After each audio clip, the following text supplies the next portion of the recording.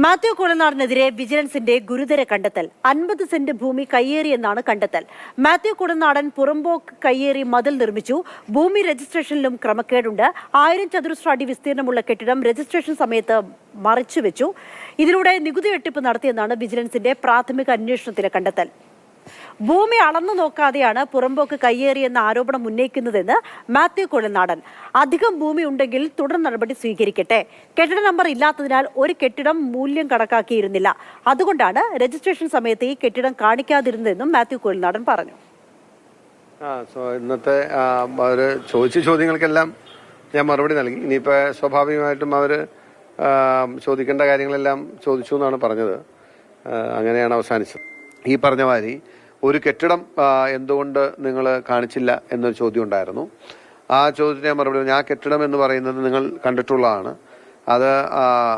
അതിന് ബിൽഡിംഗ് നമ്പറോ ബിൽഡിംഗ് പെർമിറ്റോ അല്ലെങ്കിൽ ഔദ്യോഗികമായിട്ടുള്ള ഡിജൂറെ സ്റ്റാറ്റസ്, അതായത് ലീഗലി അങ്ങനെ ഒരു കെട്ടിടം ഉള്ളതായി എവിടെയും അപേക്ഷ കൊടുക്കുക അല്ലെങ്കിൽ ഇത് ഒന്നുമില്ല.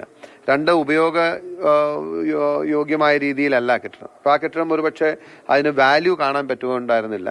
അതിനൊരു വില ഇട്ടാൽ നാളെ അത് ഡിമോളിഷ് ചെയ്യേണ്ടി വരുമെന്ന് പറയാൻ പറ്റത്തില്ല.